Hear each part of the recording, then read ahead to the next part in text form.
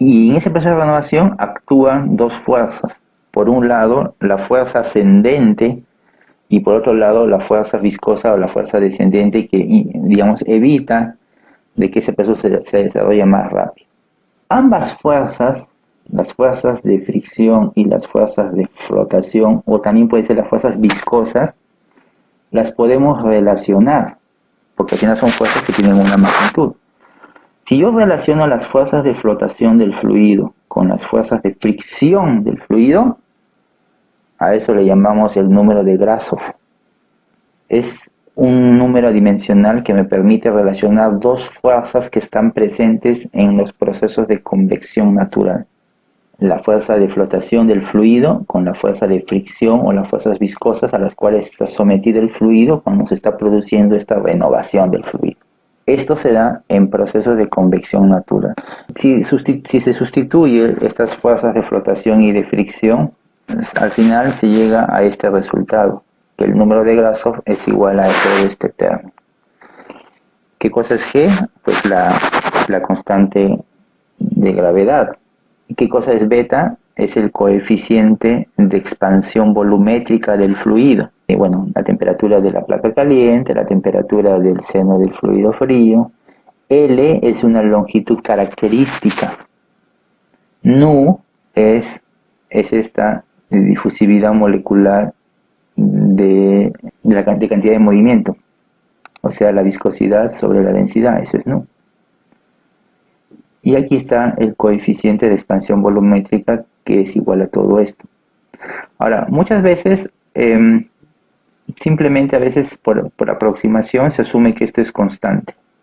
¿No? Esta es la definición, pero dado que a veces la densidad no varía mucho con la temperatura, entonces eso se puede asumir como un valor constante. ¿Sí?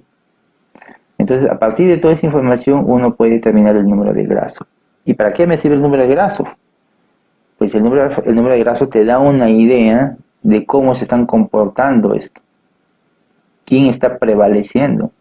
Cuando un número de Grasov es mayor o tiene valores altos, significa que lo que está prevaleciendo son las fuerzas de flotación respecto a las fuerzas viscosas o las fuerzas de fricción. Cuando más bien es al revés, ¿no? Tiene un número de Grasov muy pequeño, pues ocurre lo contrario, ¿no? En los procesos de convección natural, el número de Grasov tiene valores altos, ¿no? Porque ahí lo importante es la flotación. Si combinamos el número de Grasov con el número de Prandtl, a eso se le llama el número de Rayleigh. ¿Y por qué hacemos mención a eso? Porque para el cálculo de los coeficientes de transferencia de calor para convección natural, se utiliza mucho este número de Rayleigh. ¿Y por qué me refiero al coeficiente de transferencia de calor? Porque, repito, ¿no? Para la convección se utiliza la ley de Newton, es esta. La densidad de flujo de calor es igual al potencial de temperatura por el coeficiente de transferencia de calor convectivo. Y este coeficiente de calor convectivo lo puedo obtener a través del número de Nusselt. Y el número de Nusselt lo puedo determinar a través del número de Grasov y del número de Reynolds, o simplemente a través del número de Rayleigh.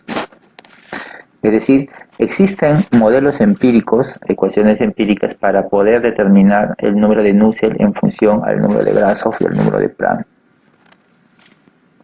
para diferentes tipos de situaciones en donde hay convección natural. Entonces, a través de estos modelos empíricos, usted puede tener una idea, un estimado del número de Nusselt y por lo tanto estimar el coeficiente de transferencia de calor y por lo tanto calcular el flujo de calor. La transferencia de calor por convección natural se va a dar entre una superficie a una temperatura caliente y un fluido frío. Pero hay que tener cuidado en lo siguiente, que esta forma de transferencia de calor depende mucho de la geometría de la superficie caliente. Por lo tanto, estos modelos, estas correlaciones para el número de Nusselt dependen mucho de esta geometría. Pongamos este caso. Miren, imagine usted que tiene un objeto en donde todo el objeto se encuentra a temperatura T sub H y está dentro de un fluido frío. Imaginen que esta temperatura nunca va a cambiar. Y esto de aquí, esta línea es la superficie de ese objeto. Por lo tanto, la superficie de este objeto siempre va a ser T sub H. Así pierda el calor, va a seguir siendo T sub H. ¿Ok? Vamos a suponer que nunca se enfría, no sabemos por qué. Esto que está aquí vendría a ser la parte superior del objeto. Esto que está aquí vendría a ser el fluido que está encima del objeto. Esto que está aquí es la parte inferior del objeto. Este objeto está flotando. Bueno, no importa. Este es el fluido que está por debajo de este objeto. Esto vendría a ser el lateral del objeto. Esto también es lateral, pero solo que está inclinado. La convección natural no es igual en cualquiera de estas superficies. Por ejemplo, en la superficie que está aquí arriba, el proceso de transmisión de calor va a originar que el fluido que está en contacto con la superficie caliente se caliente y por lo tanto su densidad baje, por lo tanto empiece a flotar o se empiece a ascender. Y al ascender, pues va a ser, esos espacios van a ser repuestos con fluido frío, lo que vimos hace un momento. Pero ¿cómo es eso, ese proceso? Más o menos va a ser así. El fluido que empieza a ascender lo va a hacer más o menos de esta manera, siguiendo estas líneas o estas rutas. No vaya a pensar usted de que el gas o el fluido que se encuentra cerca de esta superficie va a ascender de manera vertical, no, lo va a hacer así, de esta forma, porque va a haber corrientes que vengan desde el fluido frío en donde van a ocupar esos espacios que estos dejan. Si ahora yo más bien me enfoco en la superficie inferior, entonces el aire se va a calentar. El aire que se calienta va a ser el de aquí abajo, ¿verdad? ¿Y qué? ¿Va a ir hacia abajo el aire caliente? No, el aire caliente no va hacia abajo, va a flotar, va a ascender. En este caso tendríamos una situación más o menos así,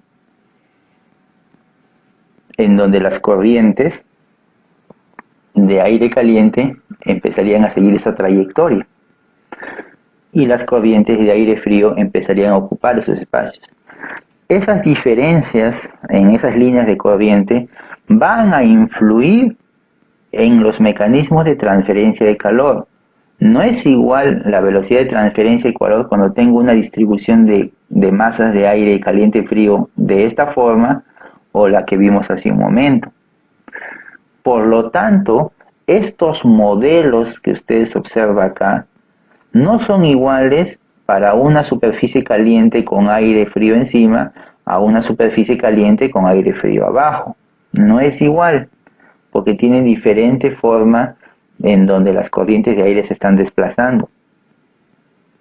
Entonces usted no puede simplemente decir, he encontrado una ecuación para calcular el coeficiente de transferencia de calor y dice que es por convección natural. Ya, entonces lo voy a utilizar. Un momento, ¿para qué geometría es esa ecuación? Y según eso usted verá si lo puede utilizar o no en el caso que usted está tratando de utilizarlo. Entonces, las ecuaciones hay que tratarlas siempre con mucho cuidado, no es usarlas por usar, porque ahí aparece la H, ya bueno, lo utilizaré. No es así. ¿Y qué pasa si nos enfocamos en las superficies laterales? Entonces aquí tendríamos algo así. Corrientes de aire caliente que ascienden de esta manera y corrientes de aire frío que estarán tratando de ocupar esos espacios. Ahora, acá ocurre algo bien interesante, mire. ¿Qué me dice el sentido común? Me dice, a ver, si las moléculas o las partículas de aire del fluido que están cerca a esta superficie está caliente, ¿verdad? Y van a empezar a ascender. Entonces, ¿no se supone que las masas de aire que estén por aquí arriba deben estar más calientes que las masas de aire que estén por aquí abajo? Porque esta masa de aire que está por aquí arriba, nota el mouse, está recibiendo energía de la pared, pero también está recibiendo energía del aire caliente que viene de abajo. Mientras que las masas de aire o de fluido que están por aquí abajo reciben energía de la pared nada más, porque por acá está entrando fluido frío. Entonces uno podría esperar que por aquí más bien la temperatura no sea necesariamente uniforme. O sea, yo no voy a pensar que la temperatura a 1 milímetro de la pared aquí es igual que la temperatura en el fluido a 1 milímetro de la pared aquí arriba. No, porque el aire caliente o el fluido caliente no se mueve hacia la derecha en forma horizontal, ¿no? Sino se mueve hacia arriba por efecto de la flotación. Y si tuviésemos aquí al costado, es diferente. Una cosa es una superficie vertical y otra cosa es una superficie inclinada, pues, ¿no? Las corrientes de aire no van a ser iguales. Por lo tanto, la geometría juega un papel muy importante. Si juntásemos todas las superficies, habría que tener en cuenta combinar todos los factores, no tanto de la superficie superior como la inferior, como las laterales o las inclinadas, para tener una idea de más o menos cómo se vuelve más complicado. Mientras el objeto sea más irregular, más complicado se vuelve calcular, pues, ¿no? La energía que va a perder. La energía que va a perder por aquí arriba no necesariamente es igual a la energía que pierde por debajo o por los costados, porque esto está sujeto a el coeficiente de transferencia de calor. La temperatura del fluido es la misma para todos los lados.